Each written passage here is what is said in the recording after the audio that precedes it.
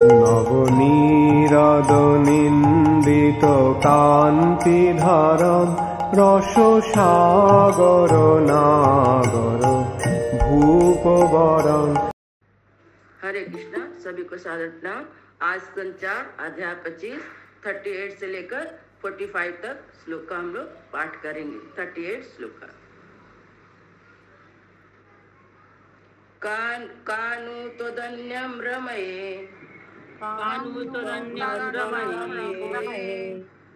हि अरिति यज्ञं कोविदम्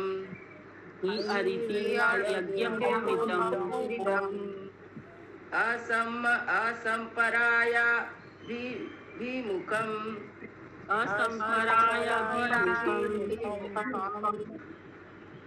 आस्वस्तन विदं पशुम्।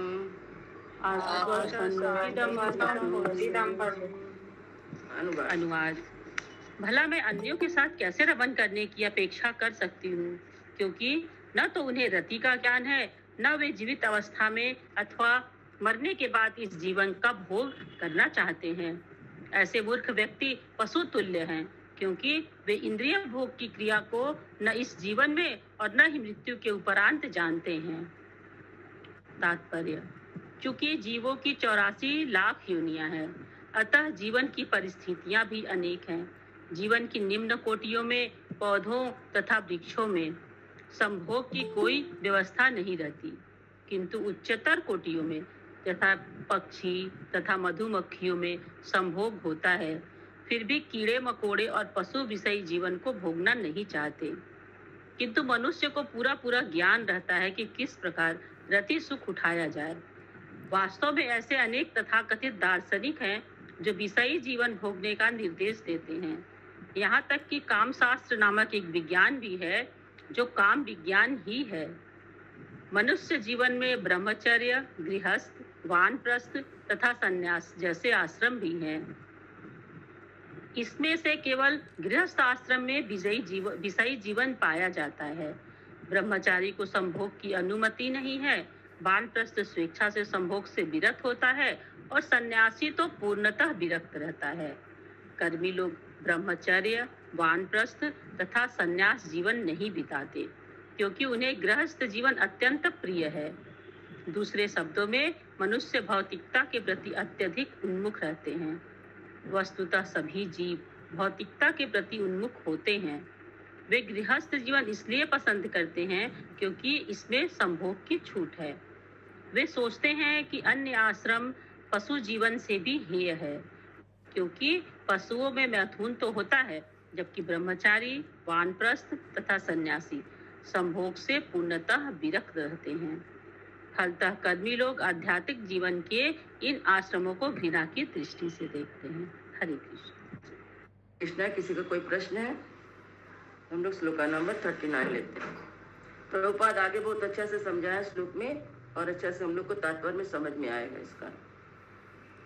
धर्मो ही अर्थ कामो च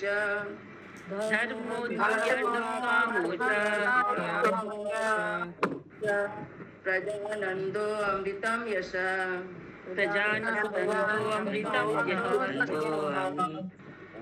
लोकाभिशोकाभिर्जा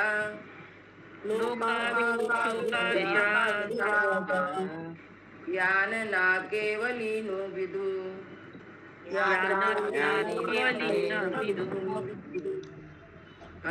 अनुवाद। सुंदरी ने आगे कहा, इस भौतिक संसार में गृहस्थ जीवन में ही धर्म, अर्थ, काम तथा पुत्र पौत्र इत्यादि संततियां उत्पन्न करने का सारा सुख है।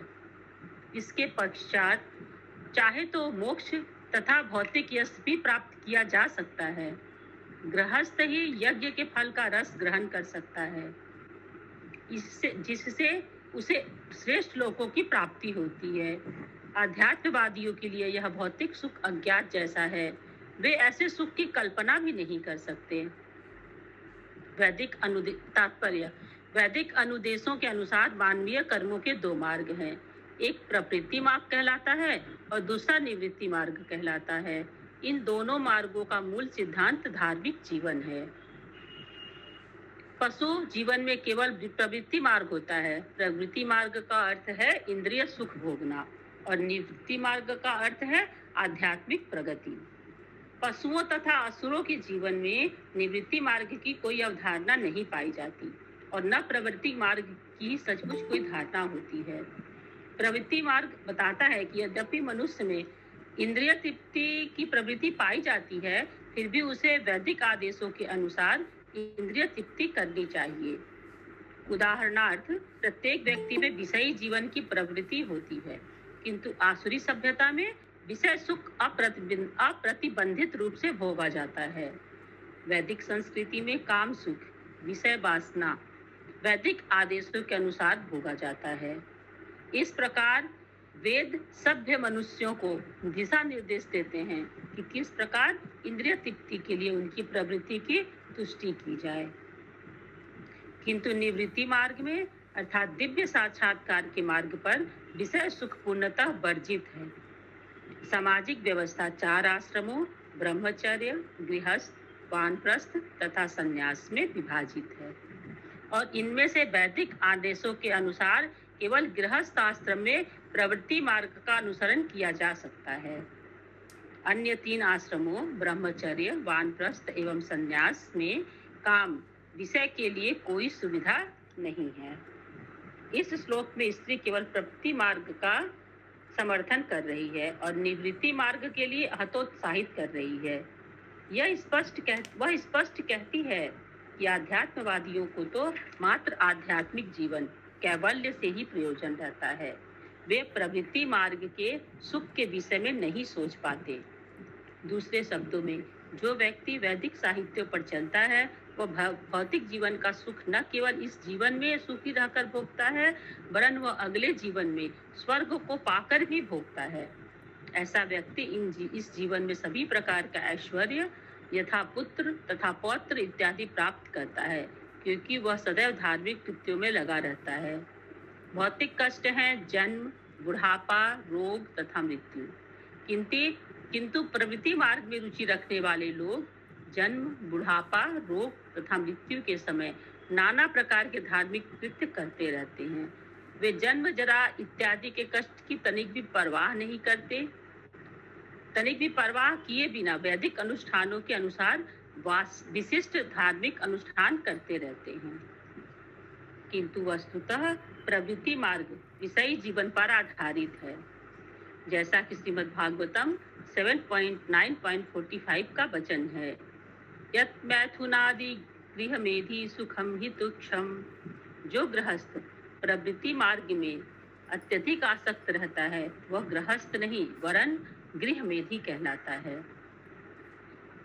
यद्यपि गृहस्थ इंद्रिय तृप्ति की इच्छा करता है, किंतु वह वैदिक आदेशों के अनुसार चलता है, परंतु गृह मेधी केवल इंद्रिय तृप्ति में रुचि रखता है। उसे वैदिक आदेशों से कोई प्रयोजन नहीं रहता। गृह मेधी विषयी जीवन का समर्थक होता है। वह अपने लड़के बच्चों को भी विषय में प्रवृत्त होने देता है और उन्हें जीवन में सभी प्रकार की यशस्वी अंत से वंचित रखता है। गृहस्थ इस जीवन में तो विषयी जीवन बिताता ही है और अगले जीवन में भी वैसा ही करता है, किंतु गृह मेधी को यह पता नहीं रहता कि अगला जीवन क्या होता है, क्योंकि वह इस जीवन में विषय सुख भोगने में ही लगा रहता है। कुल मिलाकर यह कहा जा सकता है कि जो काम विषय के प्रति अत्यधिक उन्मुख रहता है वह दिव्य आध्यात्मिक जीवन की परवाह नहीं कर सकता। इस कलयुग में तो विशेषतः लोग आध्यात्मिक उन्नति की परवाह नहीं करते। यदि कभी कभी कोई इस उन्मुख होता है तो यह देखा जाता है कि अनेक धूर्तों के बहकावे में आकर वह आध्यात्मिक जीवन की नकली पद्धति अपना सकता है। हरे कृष्ण। हरे कृष्णा। किसी का कोई प्रश्न है इसमें?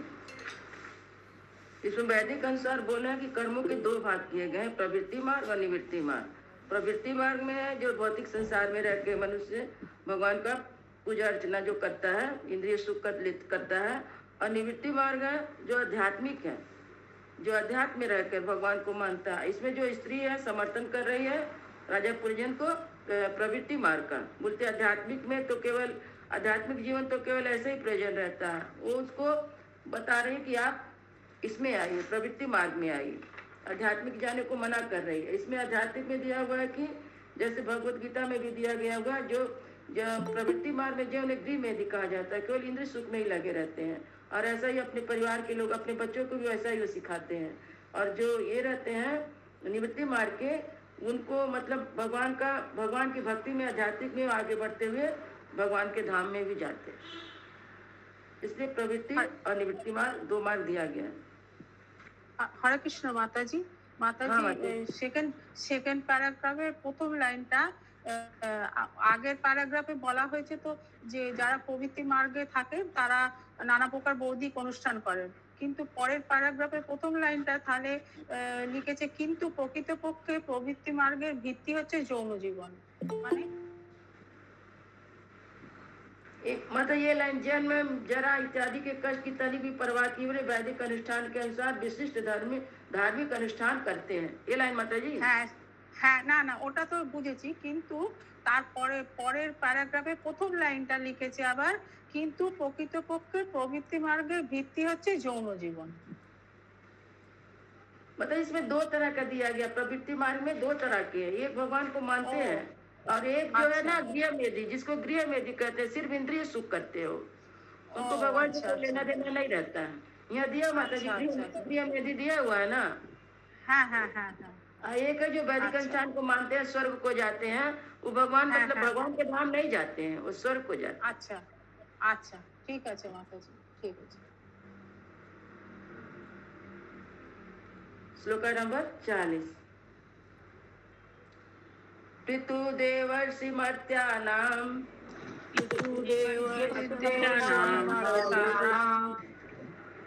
भूतानामात्मनश्च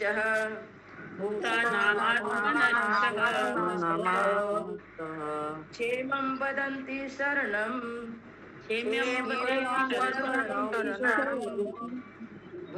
भवे अस्मिन् यद् गृहाश्रम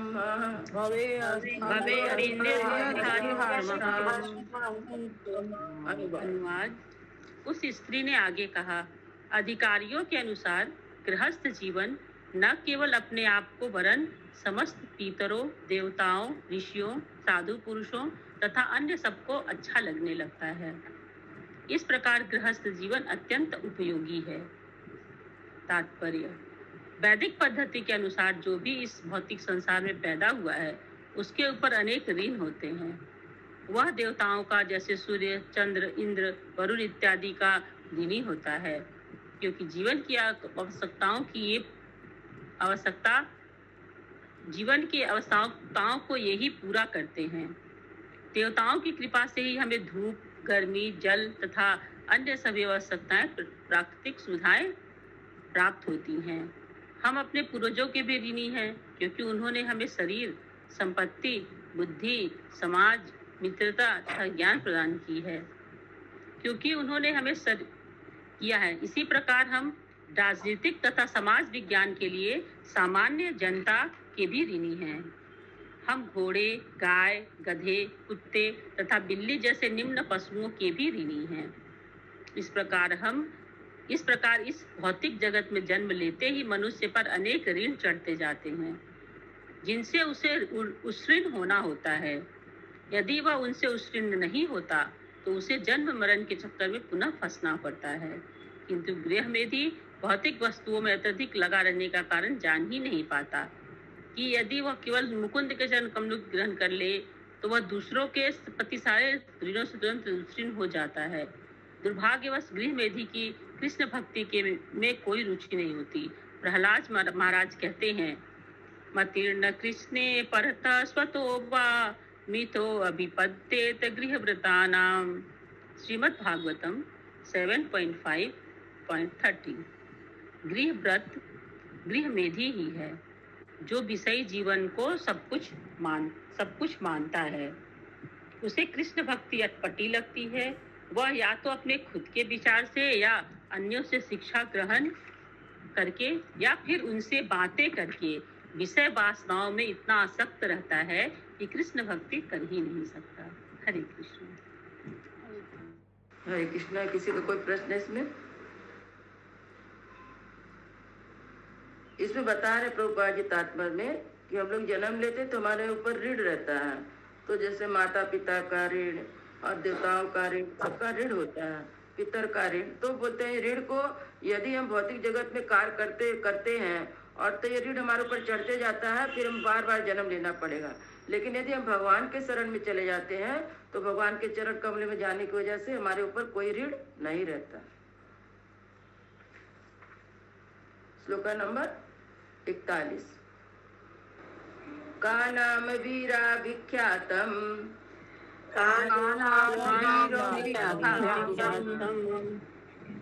वदन्यां प्रिय दर्शनम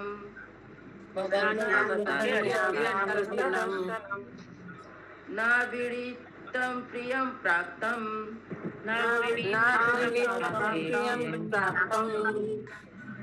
मादृशी त्वां दृशं पतिं।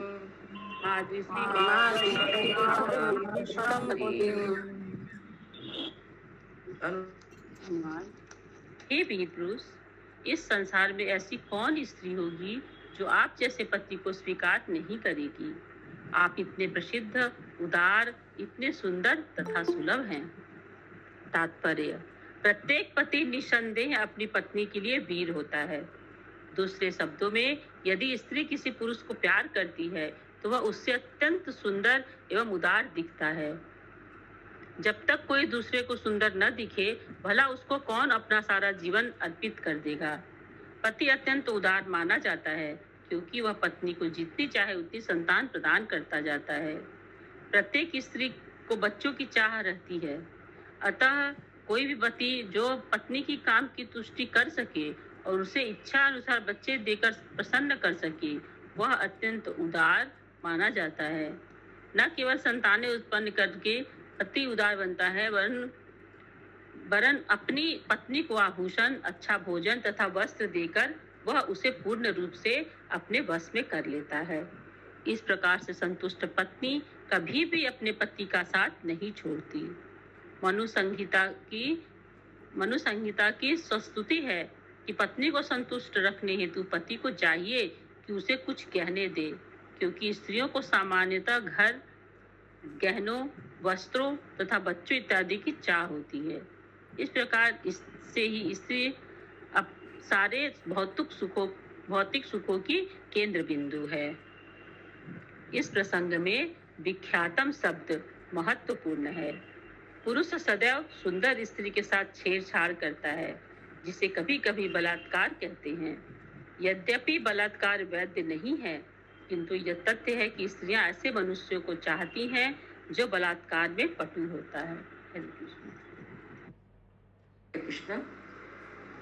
श्लोक नंबर 42। कस्यामनते भुवि भोगी भोगयो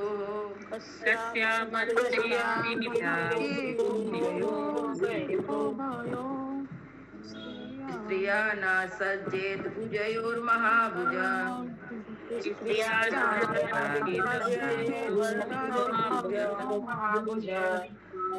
को अनाथा वर्गादि अमलम गृढोद्धत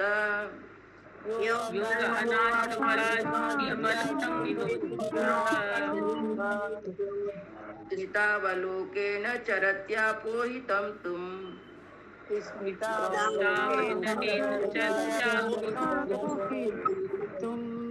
अनुवाद। हे महाबाहो, इस संसार में ऐसा कौन है जो सर्प के शरीर जैसी आपकी भुजाओं से आकृष्ट न हो जाए। वास्तव में आप अपनी मोहक मुस्कान तथा अपनी आक्रामक दया से हम जैसी पति विहीन स्त्रियों के संताप को दूर करते हो। हम सोचती हैं कि आप केवल हमारे हित के लिए ही पृथ्वी पर विचरण कर रहे हो। तात्पर्य: जब किसी पति विहीन स्त्री के साथ कोई आक्रामक पुरुष छेड़छाड़ करता है तो वह उसे कृपा समझती है। स्त्रियां सामान्यतः पुरुषों की लंबी लंबी भुजाओं से अत्यधिक आकर्षित होती हैं।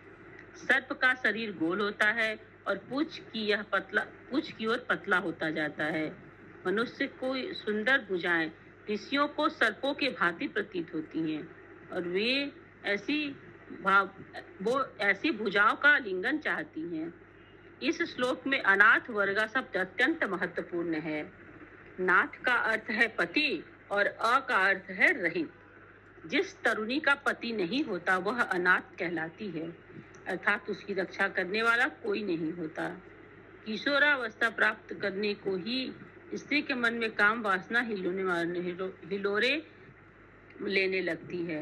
अतः पिता का धर्म है कि वह संधि आते ही वह अपनी पुत्री का विवाह कर दे। अतः अन्यथा पति न होने से वह अत्यधिक संतप्त रहेगी। इस आयु में भी जो व्यक्ति उसकी काम वासना में तृप्त नहीं कर दे और इसी रक्षा वह उसके लिए महान संतोष देने वाला बन जाता है।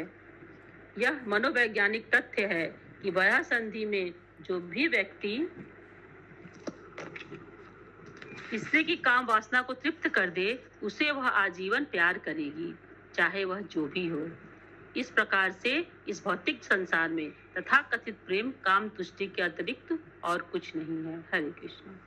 हरे कृष्ण। यहाँ पर जो पुरंजन राजा है उसको जो तरुणी है वो किस तरह उसको गलत उनको बता रही है कि भौतिक संसार के बारे में सब बता रही हैं और बोल रही है जो किसका पति मतलब पति सबका तो भगवान माता पिता है, इसलिए जो अनाथ तो संसार में कोई नहीं है क्योंकि सबके ही माता पिता भगवान है। इसलिए जो नाथ का अर्थ पति, आ का अर्थ रहित, मतलब जिसका पति नहीं हुआ नाथ। यहाँ पर ऐसा दिया गया है वो भौतिक संसार के लिए, लेकिन आध्यात्मिक में ऐसा नहीं है। और बोलते हैं यहाँ पे जब बड़ी हो जाए, बच्चियां बड़ी हो जाए तो उन्हें वह संधि मतलब जो यौवन उनका अवस्था आ जाए तो उन्हें शादी जरूर कर देना चाहिए। ये सब बातें ये पुरंजन की पत्नी जो बुद्धि है उनको बता रही है, ऐसे ऐसे करना चाहिए। और भौतिक सुख को ही सब कुछ वो मान रही है, इसलिए भौतिक सुख के बारे में ही सारा वर्णन यहाँ पे दिया हुआ है, आध्यात्मिक का यहाँ पे नाम भी नहीं। ये अब नारद जी बता रहे हैं। नारद वाचा इतो तो दंपति तत्र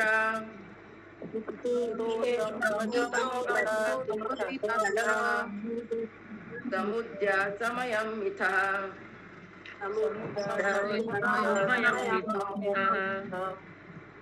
तां प्रविश्य पुरीं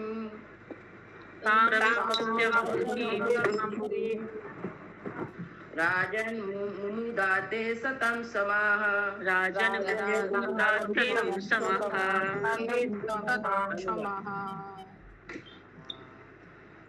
अनुवाद। श्री नारद मुनि ने आगे कहा, हे राजन, वे दोनों स्त्री तथा पुरुष एक दूसरे का पारस्परिक सौहार्द द्वारा समर्थन करते हुए उस नगरी में प्रवेश हुए और उन्होंने 100 वर्षों तक जीवन का सुख भोगा। तात्पर्य यहाँ पे बता रहे जो आत्मा और बुद्धि है वो नगर जो शरीर है इसके अंदर आए आत्मा और बुद्धि। अब इन्होंने 100 वर्ष का, मनुष्य का 100 वर्ष का होता है, ये भौतिक जीवन का ही बता रहे हैं। तो 100 राजा को, प्राचीन वैश्य राजा को नारद मुनि समझा रहे हैं, तो 100 वर्ष की आयु तक इन्होंने सुख भोगा। आगे पढ़े मत। तात्पर्य इस प्रसंग में 100 वर्ष महत्वपूर्ण है क्योंकि प्रत्येक मनुष्य को 100 वर्ष तक जीवित रहने की छूट मिलती है। सूर्य से दूरी के अनुसार विभिन्न ग्रहों में जीवन की यह अवधि भिन्न भिन्न होती है। दूसरे शब्दों में इस ग्रह की 100 वर्ष की अवधि अन्य ग्रहों की 100 वर्ष की अवधि से भिन्न होती है। ब्रह्मलोक में समय की गणना के अनुसार ब्रह्मा 100 वर्ष तक जीवित रहते हैं, किंतु ब्रह्मा का एक दिन इस ग्रह के करोड़ों वर्षों के बराबर होता है। इसी प्रकार स्वर्ग लोक का एक दिन इस लोक के 6 मास के बराबर होता है। फिर भी प्रत्येक लोक में मनुष्य की आयु 100 वर्ष के आसपास रहती है। विभिन्न ग्रहों में जीवन अवधि के अनुसार ही उनके जीवन स्तरों में भी भिन्नता रहती है। हरे कृष्ण।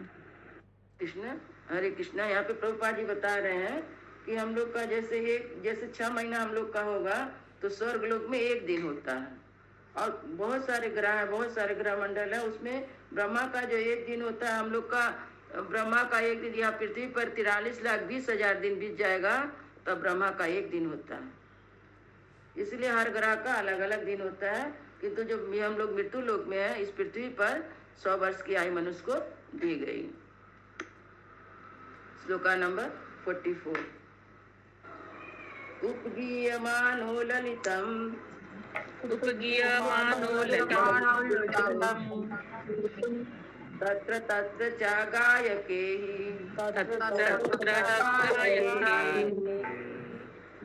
क्रीडन् परिवृतं स्त्रीभिः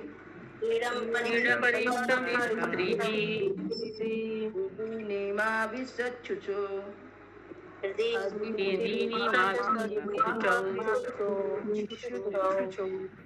अनुवाद। राजा पुरंजन की महिमा तथा महिमामय कार्यों का गान अनेक चारण किया करते थे। जब ग्रीष्म ऋतु में बहुत गर्मी पड़ती तो वह जलाशयों में प्रवेश करता था। उसके चारों ओर अनेक स्त्रियां होती थी और वह उनके संग आनंद उठाता था। तात्पर्य: जीव अपने जीवन की विभिन्न अवस्थाओं में भिन्न कार्य करता है। इनमें से एक अवस्था जागृत है और दूसरी स्वप्न की। तीसरी अवस्था सुसुप्ति अर्थात अचेतावस्था है और अंतिम अवस्था मृत्यु के पश्चात आती है।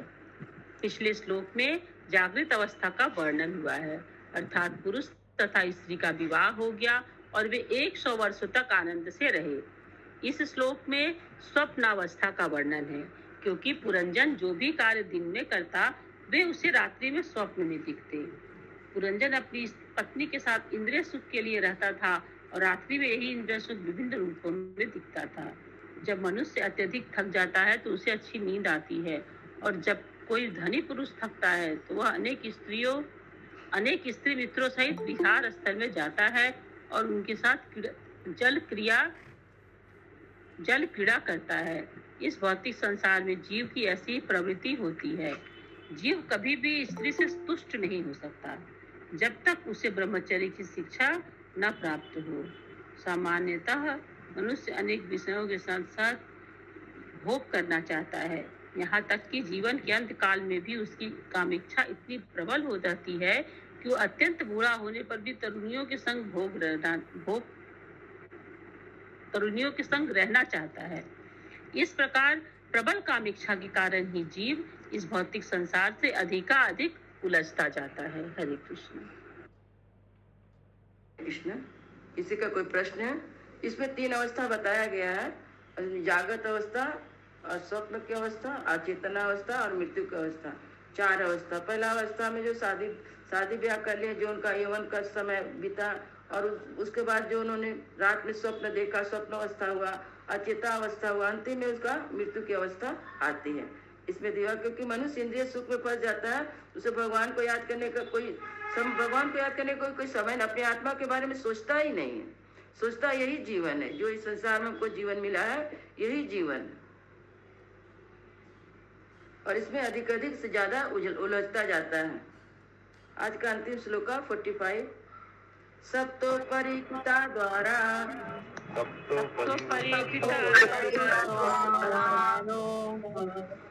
पुरा तस्यास्तु द्वे अधा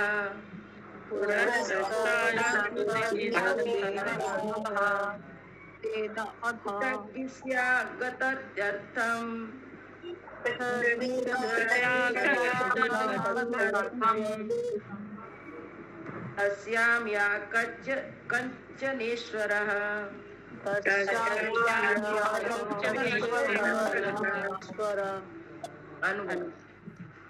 उस नगरी के 9 द्वारों में से 7 तो भूतल पर थे और 2 पृथ्वी के नीचे। कुल 9 द्वार बनाए गए थे और ये सभी द्वार भिन्न भिन्न स्थानों को जाते थे।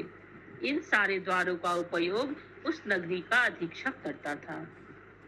शरीर के 7 द्वार जो ऊपर स्थित हैं वे हैं 2 आंखें, 2 नथुने, 2 कान तथा 1 मुंह। 2 अधोमुखी द्वार हैं गूदा तथा जनन इंद्रिया। इन समस्त द्वारों का उपयोग शरीर का राजा जो कि जीव है भिन्न भिन्न भौतिक आनंद उठाने हेतु करता है। विभिन्न स्थानों के लिए भिन्न भिन्न द्वारों का होना आज भी भारत के प्राचीन नगरों में पाया जाता है। पहले राजधानी चारों ओर से दीवारों से घिरी रहती थी और विभिन्न शहरों या दिशाओं में जाने हेतु विभिन्न द्वारों से होकर जाना होता था। पुरानी दिल्ली में आज भी कश्मीरी द्वार गेट, लाहौरी द्वार गेट जैसे विभिन्न द्वार तथा 4 दीवारी के ध्वंसान अवशेष विद्यमान है। इसी प्रकार अहमदाबाद में दिल्ली द्वार है। इसी प्रकार इस उपमा की मुख्य बात यह है कि जीव विभिन्न भौतिक ऐश्वर्यों का भोग करना चाहता है और प्रकृति ने इस हेतु शरीर में अनेक छिद्र बनाए हैं जिन्हें वह इंद्रिय भोग के लिए काम में ला सकता है। हरे कृष्ण। श्री ग्रंथराज भागवतम की जय। शीला प्रभुपाद की जय।